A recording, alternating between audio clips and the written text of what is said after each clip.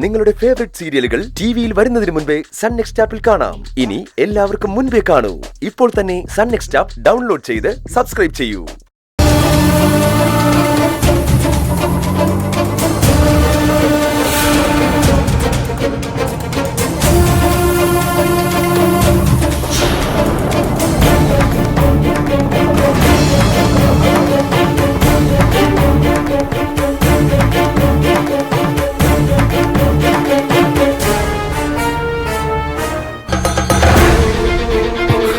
എന്താ എന്താ ഏട്ടാ, എനിക്ക് ബസ് വരാനുള്ള സമയമായി.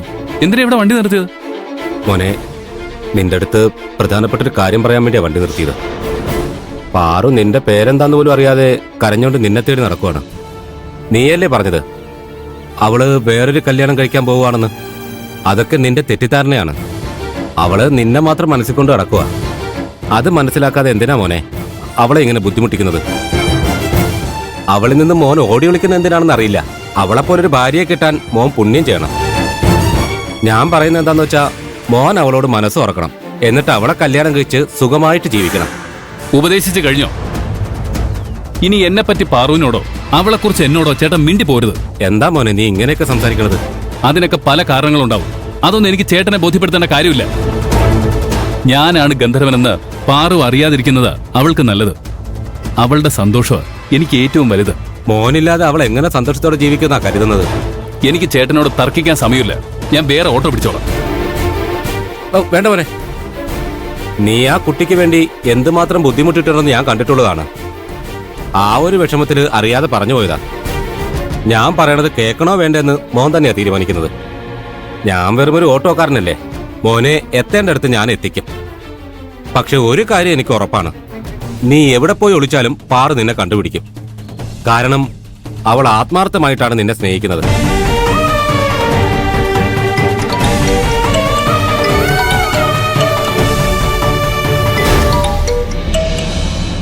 എന്താടി?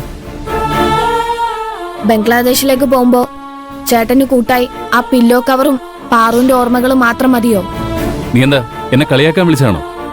ഞാൻ ആകെ ടെൻഷനിൽ ഇരിക്കുക. എന്റെ ക്ഷമ പരീക്ഷിക്കാൻ നീ. ഞാൻ പറയുന്നൊന്ന് കേക്ക് ചേട്ടാ. ചേട്ടൻ പാറുവിനെ സ്നേഹിക്കുന്ന പോലെ തന്നെ അവളും ചേട്ടനെ സ്നേഹിക്കുന്നുണ്ട്. നിങ്ങൾ തമ്മിൽ തുറന്നു പറയേണ്ട കാര്യമുള്ളൂ. അതിനുള്ള ധൈര്യം കാണിക്കാതെ വെറുതെ ഒളിച്ചോടരുത്. മതി, നിർത്ത്. ഇതിനെക്കുറിച്ച് സംസാരിച്ച് ഞാൻ മടുത്തു. ഇനി എന്നെ വിളിച്ചു പോരുത്. ചേട്ടാ ചേട്ടാ,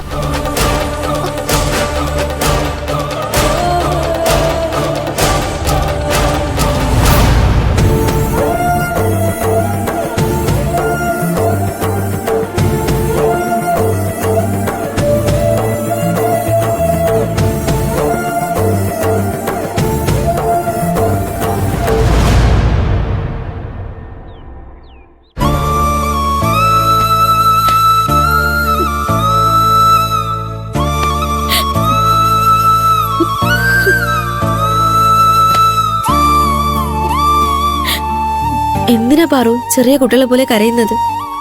ഒന്നുമില്ല. പ്രിയചേട്ടൻ നമ്മളെല്ലാം വിട്ടു പോകുന്നതിൽ എനിക്കും നല്ല വിഷമമുണ്ട്. പക്ഷെ നമ്മളെ കൊണ്ട് എന്ത് ചെയ്യാൻ പറ്റും? പോണോ വേണ്ടേന്ന് തീരുമാനിക്കേണ്ടത് പ്രിയചേട്ടൻ തന്നെയല്ലേ. കരഞ്ഞിട്ട് എന്താ കാര്യം? ശരിയാ, കരഞ്ഞിട്ട് ഒരു കാര്യമില്ല. പക്ഷെ എന്റെ മനസ്സിനത് മനസ്സിലാവണ്ടേ.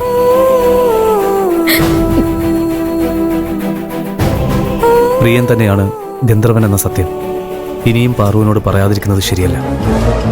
പ്രിയൻ നാട് വിട്ടു പോയാൽ ജീവിതകാലം മുഴുവനും എനിക്ക് ആ കുറ്റബോധം ഉണ്ടാവും. എല്ലാ സത്യവും പാറു അറിയണം.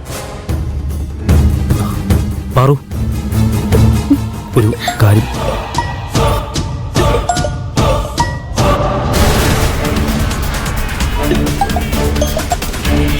ഒന്ന് ഫോൺ എടുക്കു പാറു. അതെന്റെ ഫോണാണല്ലോ. പ്രേംചേട്ടനായിരിക്കും വിളിക്കുന്നത്. എനിക്ക്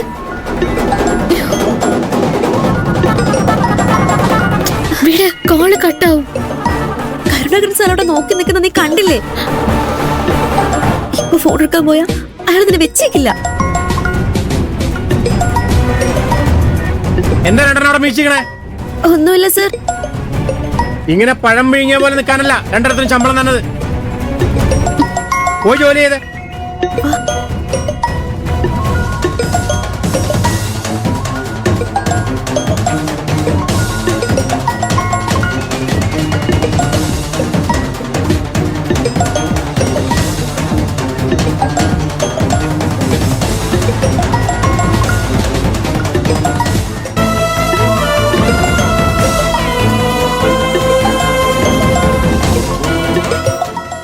ഈ സത്യമെല്ലാം അറിഞ്ഞിട്ടും ആരോടും പറയാൻ കഴിയുന്നില്ലല്ലോ.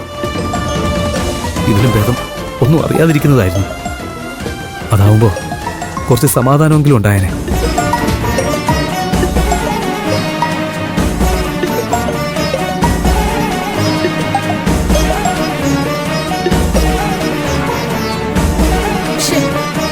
എടുക്കുന്നില്ലല്ലോ.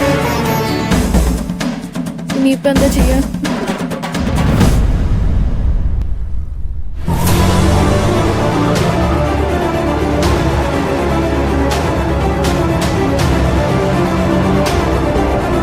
പാറു തേടിക്കൊണ്ടിരിക്കുന്ന ഗന്ധർവൻ എന്റെ കൂടെ ഉണ്ടെന്ന് എങ്ങനെയെങ്കിലും അവൾ അറിയിക്കണം. എന്താ ഇപ്പൊ ചെയ്യാ?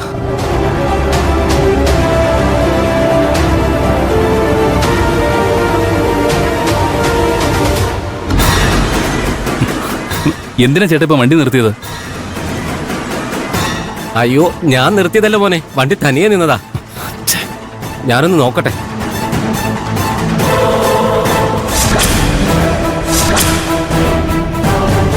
എന്താ മോനെ ഇങ്ങനെ നോക്കുന്നേ? എന്നെ വിശ്വാസമില്ലേ?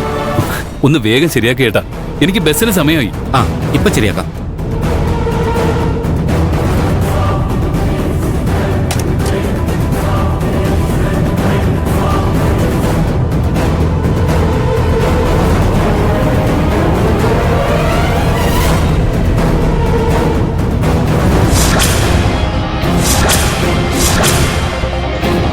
ഫോട്ടോ പാറുവിന് അയച്ചിട്ടുണ്ട്. ഇനി ഒന്ന് വിളിച്ചു പറഞ്ഞേക്കാം.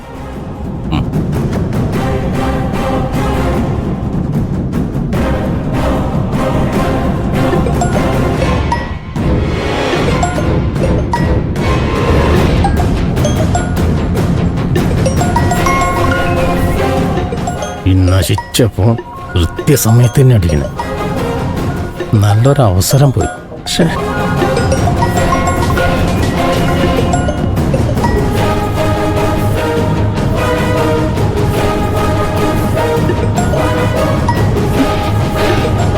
വീണ്ടും എന്റെ ഫോൺ തന്നെ അടിക്കുന്നത്. അത് ഉറപ്പായിട്ടും പ്രിയൻ ചേട്ടനായിരിക്കും.